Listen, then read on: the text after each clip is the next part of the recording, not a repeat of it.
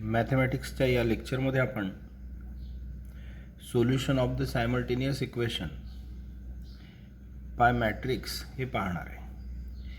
यामध्ये आपण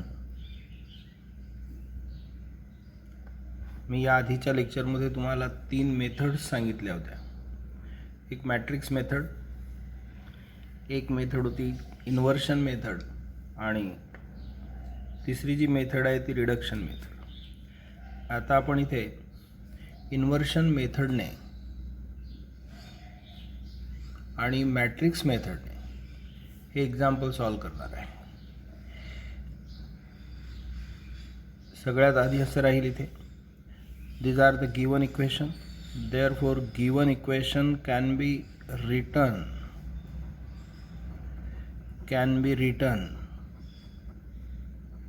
in matrix form as. इथे दिलेले इक्वेशन जे आहेत ते आपल्याला मॅट्रिक्स फॉर्ममध्ये लिहायचे आहेत आणि ते या पद्धतीने लिहिले जातील. इथे x plus y plus Z, x Y आणि झेड यांचे कोइफिशियंट्स लिहायचे आहेत. इथे 2x minus Y plus Z, 2 minus 1 1 हे कोइफिशियंट आहेत. x plus 2y minus Z म्हणजे 1 2 आणि मायनस 1 हे होतील कोइफिशियंट. त्यांचा एक मॅट्रिक्स लिहिला आपण. त्यानंतर आता इथे एक मॅट्रिक्स लिहायचा आहे एक्स वाय आणि झेड. राईट साईडला इथे हे जे नंबर्स आहेत 6 3 आणि 2 यांचा एक कॉलम मॅट्रिक्स राहील 6 3 and 2. इथे एक्स वाय झेडच्या कोइफिशियंटचा एक 3x3 मॅट्रिक्स येतो, एक एक्स वाय झेडचा कॉलम मॅट्रिक्स, त्यानंतर जे कॉन्स्टंट्स आहेत त्यांचा एक column matrix on the right side. ह्या पद्धतीने दिलेले इक्वेशन आपल्याला मॅट्रिक्स फॉर्ममध्ये लिहिता येतात. हा जो फॉर्म आहे तो ह्या टाईपचा आहे, that is ax is equal to b. यामध्ये a ज्या 3x3 ऑर्डरचा मॅट्रिक्स आहे 1 1 1 2 मायनस 1 1 1 2 मायनस 1 आणि b हा जो मॅट्रिक्स आहे तो आहे 6 3 आणि 2. असं यावरून आपल्याला कळेल. आपण आता मॅट्रिक्स मेथड यूज करणार आहे. त्यामध्ये हा जो ए आहे हा आपल्याला आयमध्ये कन्व्हर्ट करायचा आहे आणि जे ऑपरेशन्स आपण इथे ट्रान्सफॉर्मेशन यूज करणार आहे ते आपल्याला राईट साईडला यूज करायचे आहेत आणि या बीला आपल्याला कन्व्हर्ट करायचं आहे नवीन एका मॅट्रिक्समध्ये. मग इथे आपल्याला IX एचं कन्व्हर्शन आयमध्ये करायचं आहे, बीचं कन्व्हर्शन सीमध्ये होऊन जाईल.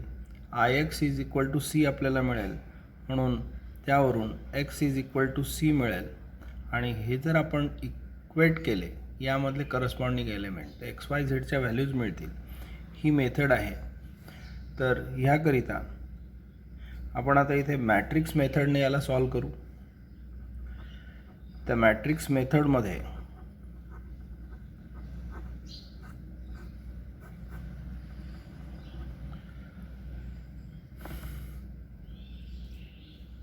या मॅट्रिक्सचं कन्व्हर्शन म्हणजे ए या मॅट्रिक्सचं कन्व्हर्शन आयमध्ये करायचं आहे, म्हणजे आयडेंटिटी मॅट्रिक्समध्ये.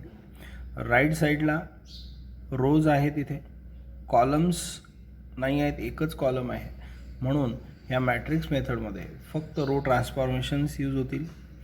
रो ट्रान्सफॉर्मेशनमध्ये किंवा रो ट्रान्सफॉर्मेशन यूज करत असताना आणि ह्या मॅट्रिक्सला आयडेंटिटी मॅट्रिक्समध्ये कन्व्हर्ट करताना ह्या 2 ठिकाणी आपल्याला 0 आणायचं आहे, म्हणून आपण इथे असं लिहिणार आहे by R2 change as R2 minus 2R1.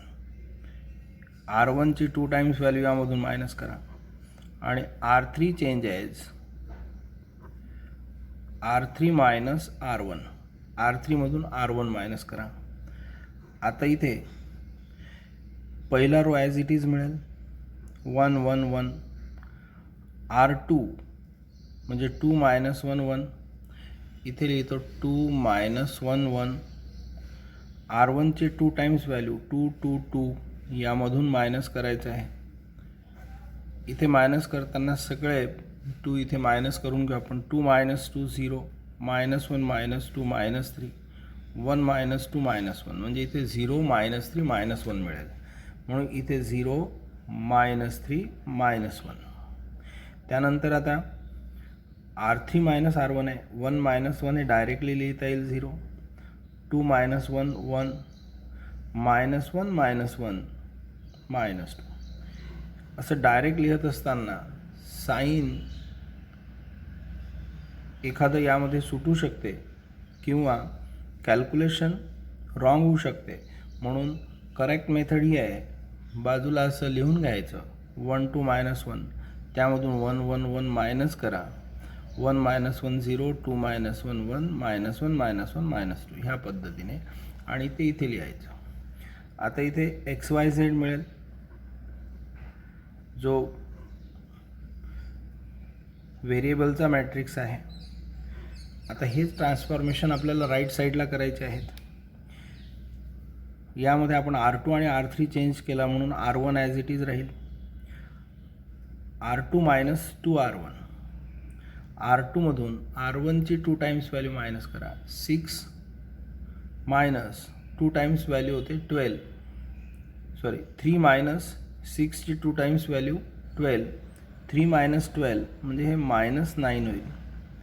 आता इथे R3 मायनस R1 2 मायनस 6 म्हणजे इथे मायनस 4 मिळेल. या पद्धतीने हे ट्रान्सफॉर्मेशन आपण राईट साईडला अप्लाय केले. आता इथे 1 या दोन ठिकाणी 0 झालेलं आहे. आता इथे 1 करायचं आहे. या ठिकाणी 1 करण्याकरिता दुसरा आणि तिसराच आपल्याला रो यूज करायचा आहे. म्हणून bye R2 change age R2 plus यामध्ये याची 4 टाइम्स व्हॅल्यू ॲड करा. 4R3 म्हणजे मायनस 3 प्लस 4 1 होऊन जाईल. म्हणून आता इथे R2 change age R2 plus 4R3. इथे आपण R2 लिहू. R2 आहे 0 minus 3 minus 1. R3ची 4 times value 0 4 minus 8. आणि आता इथे ॲड करायचे आहेत 0 1 मायनस 9. तर ह्या केसमध्ये आपल्याला मिळेल 1 1 1 0 1 मायनस 9. त्यानंतर 0 1 मायनस 2. इथे XYZ हा matrix as it is. Right साईडला हे ट्रान्सफॉर्मेशन करायचं आहे. R2 चेंज करायचं आहे म्हणजे R1 राहील 6. R2 आहे मायनस 9. R3ची 4 टाइम्स व्हॅल्यू म्हणजे मायनस 16. आणि यांचं ॲडिशन करायचं आहे म्हणजे होईल मायनस 25. म्हणून इथे आपल्याला R2च्या ठिकाणी मिळेल मायनस 25 आणि इथे मायनस 4 ॲज इट इज. आता यानंतर पहा, या दोन ठिकाणी 0 आणायचे आहे. म्हणून by R1 change as R1 minus R2 and R3 change as R3 minus R2. आता इथे 1 1 1 1 1 1. R2 आहे 0 1 मायनस 9. मायनस करायचं आहे म्हणून इथे होईल 1, इथे होईल 0, या ठिकाणी होईल 10. म्हणून आपल्याला R1 मिळेल 1 0 10. म्हणून 1 0 10. R2 as it is 0 1 minus 9. आता इथे R3 चेंज करायचं आहे. R3 आहे 0 1 मायनस 2. यामधून R2 मायनस करा 0 1 मायनस 9. इथे मायनस मायनस इथे प्लस होईल. हे मिळेल 0 0 प्लस 9 मायनस 2 7. मग इथे 007 असं मिळेल. आता इथे XYZ as it is, same transformation right साईडला R1 मायनस R2, तर R1 मायनस R2 म्हणजे 6 मायनस मायनस 25 आणि हे मिळेल 31. इथे 31. R2 as it is minus 25. आता इथे R3 मायनस R2 म्हणजे मायनस 4 प्लस 25. हे मायनस करायचं आहे म्हणून प्लस 25, दॅट विल बी 21. इथे आपल्याला 21 मिळेल. आता यामध्ये इथे 1 आणायचं आहे म्हणून bye R3 change as R3 bye 7. याला 7ने डिवाइड करा म्हणून 1 0 10 0 1 मायनस 9 आणि इथे 0 0 1 असं राहील. इथे XYZ, इथे 31, इथे मायनस 25 आणि आता याला 7ने डिवाइड करायचं आहे म्हणजे इथे आपल्याला मिळेल 3. त्यानंतर आता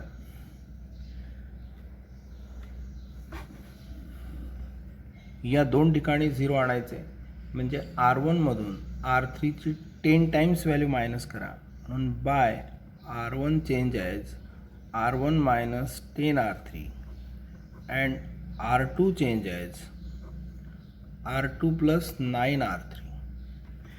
आता इथे डायरेक्ट आपल्याला असं लिहिता येईल 10 मायनस 10 0 म्हणजे 1 0 0 0 1 0 0 0 1 ह्या पद्धतीने मिळेल. हा आहे मॅट्रिक्स, कॉलम मॅट्रिक्स XYZ. आता हे जे ट्रान्सफॉर्मेशन आहे राईट साईडला करायचे आहेत. यामध्ये R1 चेंज करायचं आहे. R1 मधून 10 टाइम्स R3, R1 आहे 31 मायनस 10 टाइम्स R3 म्हणजे मायनस 10 इंटू 3 म्हणजे 31 मायनस 31 मिळेल. इथे 1. R2 हा आहे मायनस 25 9 R3, या R3ला 9ने मल्टिप्लाय करा 9 इंटू 3 मायनस 25 प्लस 27 म्हणजे 2. ते 2 मिळेल. हे 3 आहेच. आता इथे हा आयडेंटिटी मॅट्रिक्स आहे. इथे XYZ, इथे 1 2 3 असं मिळेल आणि बाय इक्वेटिंग करस्पॉन्डिंग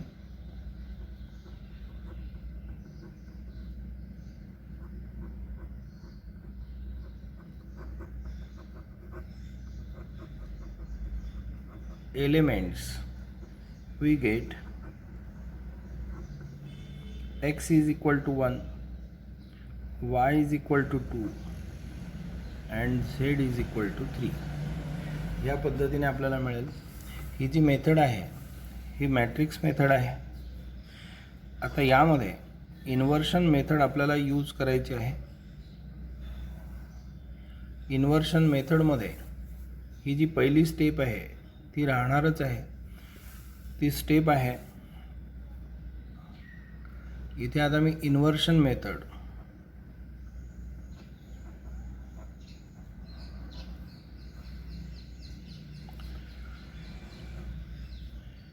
given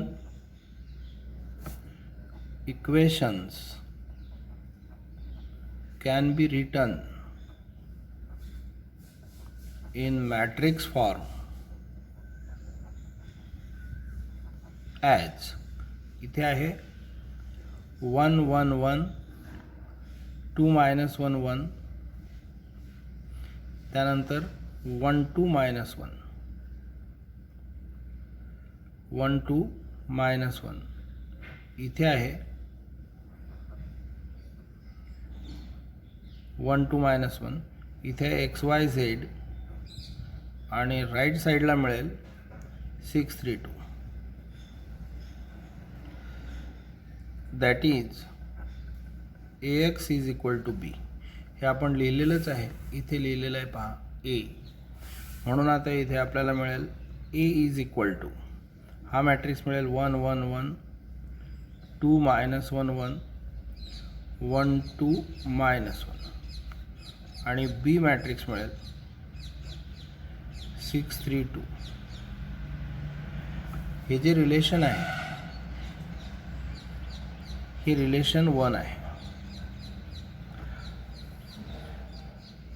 आता इथे रिलेशन 1ला ए इन्व्हर्सने मल्टिप्लाय करायचं आहे.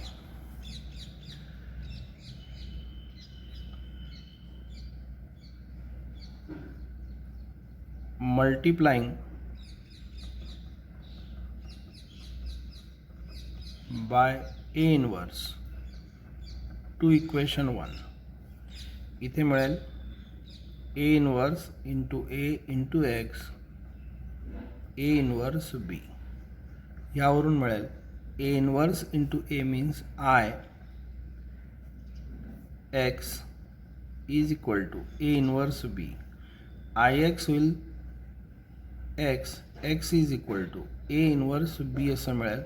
आणि हे आहे समजा रिलेशन 2. यामध्ये आता ए इन्व्हर्स काढायचं आहे. ए आहे 1 1 1 2 -1 1 1 2 -1. आपण इथे ॲडजॉइंट मेथडने सॉल्व करू.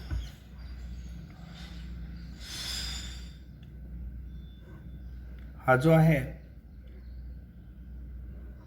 हा matrix A11 A12 A13 A21 A22 A23 A31 A32 आणि A33 असं 3x3 ऑर्डरचं आहे.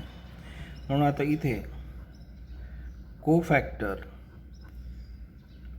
ऑफ A11 ज्याला आपण C11 असं म्हणू ते राहील -1 पॉवर 1 + 1 आणि M11. आणि इथे -1 ला पॉवर 2 M11 म्हणजे पहिला रो आणि पहिला कॉलम आपल्याला एलिमिनेट करायचा आहे. पहिला रो पहिला कॉलम एलिमिनेट केल्यानंतर इथे मिळेल -1 1 2 -1 -1 1 2 -1. इथे होईल प्लस, इथे होईल 1 -2 आणि ते राहील -1. इथे आता डिटेल आपण लिहिलं, थोडं आता शॉर्टमध्ये लिहिणार आहे. कोफॅक्टर ऑफ A12 C12 -1 इथे 1 + 2. आता M12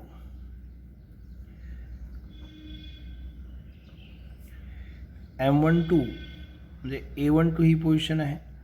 पहिला रो दुसरा कॉलम एलिमिनेट करा. 2 1 1 -1 असं मिळेल. म्हणून इथे होईल -2 1 1 -1. इथे मायनस हा जो डिटर्मिनंट आहे याची व्हॅल्यू मिळेल -2 -1 म्हणजे -3 आणि हे मायनस म्हणजे इथे 3 होईल. या पद्धतीने आपल्याला काढायचे. आता कोफॅक्टर ऑफ A13 C13 -1 1 + 3. आता M13 म्हणजे पहा इथे A13 म्हणजे हा आहे 1. फर्स्ट रो थर्ड कॉलम सोडून द्या, यामधला एलिमिनेट करा. 2 -1 1 2 4 + 1 असं राहील. म्हणजे डायरेक्ट आता इथे मी 4 + 1 असं लिहिणार आहे.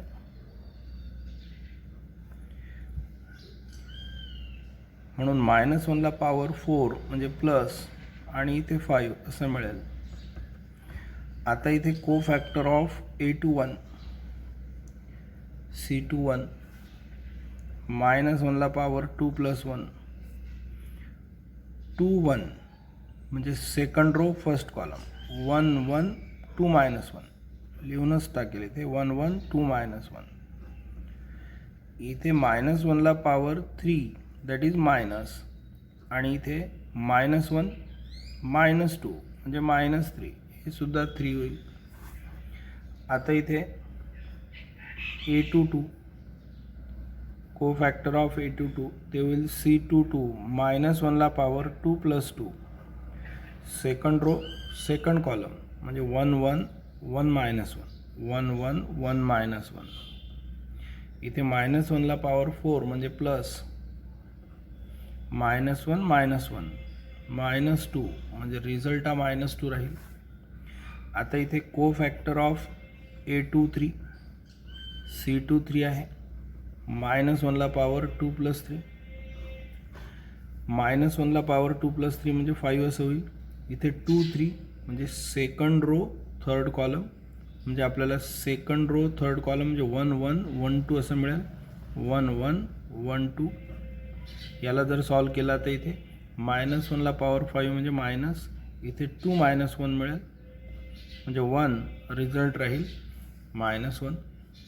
आता सिमिलरली कोफॅक्टर ऑफ A31 C31 -1ला पॉवर 3 + 1 आणि आता इथे थर्ड रो फर्स्ट कॉलम 1 1 -1 1 1 1 -1 1 असं मिळेल. -1ला पॉवर 4 म्हणजे प्लस होऊन जाईल. इथे 1 -1 1 -1 म्हणजे 1 + 1 दॅट विल बी 2 असं मिळेल. आता इथे कोफॅक्टर ऑफ A32 ते होईल C32 -1ला power 3 + 2 third row second column म्हणजे मिळेल 1 1 2 1 इथे 1 1 2 1. आता इथे -1ला पॉवर 5 आहे म्हणजे मायनस इथे 1 -2 असं मिळेल. हे मायनस आणि मायनस +1 होऊन जाईल. त्यानंतर आता कोफॅक्टर ऑफ A33 C33 -1 3 + 3. आता इथे थर्ड रो थर्ड कॉलम म्हणजे 1 1 2 -1 1 1 2 -1 ह्या पद्धतीने मिळेल. इथे पहा थर्ड रो थर्ड कॉलम 1 1 2 -1 1 1 2 -1 -1ला पॉवर 6 म्हणजे पॉझिटिव्ह आहे. इथे -1 -2 हे -3 होईल. आता इथे therefore matrix of कोफॅक्टर्स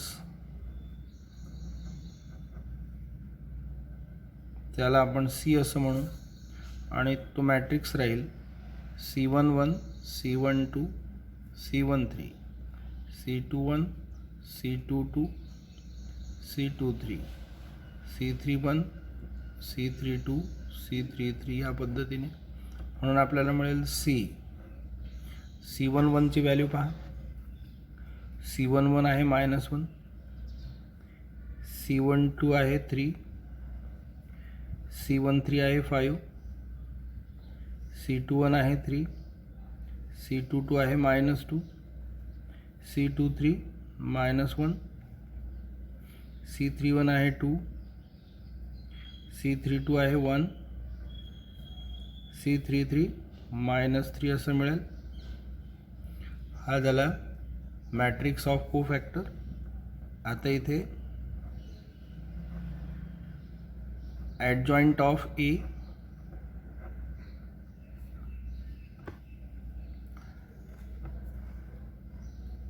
transpose of C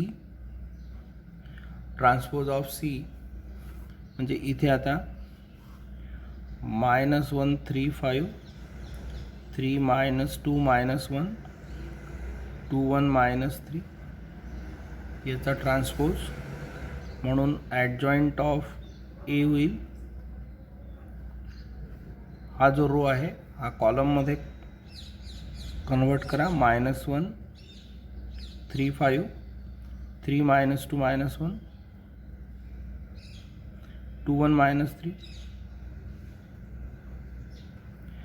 आता हे ॲडजॉइंट ऑफ A आहे. आता इथे A इन्व्हर्स काढायचं आहे. A inverse means 1 upon determinant of A आणि ॲडजॉइंट ऑफ ए 1 अपॉन, आता इथे आपल्याला डिटर्मिनंटची व्हॅल्यू पाहिजे, ती व्हॅल्यू आपण इथे या आधी कॅल्क्युलेट करू, म्हणजे इथे कॅल्क्युलेट करायची आहे. ए आहे डिटर्मिनंट ऑफ ए घेऊ आपण direct. Determinant of A 1 1 1 2 minus 1 1 1 2 minus 1. आणि आता इथे डिटर्मिनंट ऑफ ए कॅल्क्युलेट करायचे आहे. 1 इंटू इथे मायनस 1 इथे मायनस 1 म्हणजे 1 मायनस 2, नंतर इथे minus 1 middle minus 2 minus 1 minus 3 इथे 1 आणि 4 प्लस 1 म्हणजे इथे 5 मिळेल. इथे 2 इंटू 2 4 प्लस 1 5 मिळेल, म्हणजे इथे 1 मायनस 1 म्हणजे मायनस 1, इथे प्लस 3 आणि इथे 5 मिळेल. हे होईल 7. डिटर्मिनंट ऑफ ए आपल्याला 7 असं मिळालं. ही व्हॅल्यू आपण इथे लिहिणार आहे. डिटर्मिनंट ऑफ ए इज 7 आणि इथे ॲडजॉइंट ऑफ ए ह्या मॅट्रिक्स राहील -1 3 2 3 minus 2 1 5 minus 1 minus 3. A inverse आपल्याला मिळालं.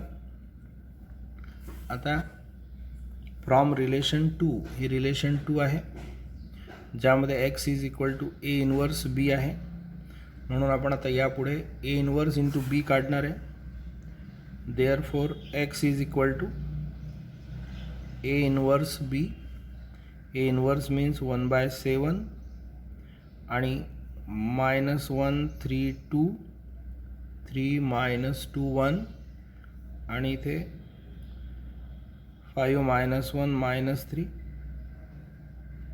आणि बी हा जो मॅट्रिक्स आहे तो आहे 6 3 2 कॉलम मॅट्रिक्स 6 3 2. आता इथे x इज इक्वल टू 1/7 आणि मल्टिप्लिकेशन करायचं आहे. इकडे हॉरिझॉन्टल, इकडे व्हर्टिकल आणि व्हर्टिकली डाऊनवर्ड ह्या पद्धतीने आपल्याला मल्टिप्लिकेशन करत जायचं आहे. -1 into 6 minus 6 3 into 3 9 2 into 2 plus 4 असं मिळेल. इथे 3 into 6 18 minus 2 into 3 minus 6 1 into 2 इथे 2 5 इंटू 6 30 मायनस 1 इंटू 3 मायनस 3 आणि -3 इंटू 2 मायनस 6. हे मिळेल 1/7. 9 plus 4 13 13 minus 6 that will be 7. 18 plus 2 20 minus 6 म्हणजे 14 आणि 30 मायनस 9 म्हणजे 21. याला 7ने डिवाइड करायचं आहे. 7ने या पूर्ण कॉलमला डिवाइड केलं तर ते मिळेल आपल्याला 1 2 आणि 3. आता इथे हा जो मॅट्रिक्स आहे तो आहे XYZ. राईट साईडला मिळणारा मॅट्रिक्स आहे 1 2 3 आणि ह्यावरून मिळेल x is equal to 1 y is equal to 2 आणि z इज इक्वल टू 3. आपण एकच एक्झाम्पल 2 वेगवेगळ्या मेथडने सॉल्व केलेलं आहे. यामध्ये आपण आधी इन्व्हर्स काढलं, म्हणजे इथे कन्व्हर्शन केलं एचं आयमध्ये, x ॲज इट इज, बीचं कन्व्हर्शन सीमध्ये होईल. आपल्याला इथे करस्पॉन्डिंग एलिमेंट्स इक्वेट केल्यानंतर व्हॅल्यूज मिळाल्या 1 2 3. ही दुसरी मेथड जी आहे ही इन्व्हर्शन मेथड आहे. यामध्ये आपण इन्व्हर्स काढला. इन्व्हर्स काढण्याकरिता आपण ॲडजॉइंट मेथड यूज केलेली आहे. हा जो इन्व्हर्स आपल्याला इथे काढायचा आहे हा इन्व्हर्स कॉलम ट्रान्सफॉर्मेशननेही करता येईल किंवा रो ट्रान्सफॉर्मेशनने सुद्धा करता येईल. जर स्पेशली एक्झाम्पलमध्ये दिलेलं असेल बाय ॲडजॉईंट मेथड तर ॲडजॉईंट मेथडने काढायचं. अदरवाईज आपल्याला कोणती मेथड दिलेली नसेल तर जी प्रॉपर वाटते त्या मेथडने आपण त्याला सॉल्व करायचं. तुम्ही ह्या टाईपचे जे सायमल्टेनियस इक्वेशन आहेत 3 व्हेरिएबलमधले ते तुम्ही ह्या मेथड्सने सॉल्व करून पाहायला पाहिजे. तुम्ही 2-3 एक्झाम्पल जर सॉल्व कराल तर ही मेथड किंवा ह्या ज्या मेथड्स आहेत त्या तुम्हाला क्लिअर होतील.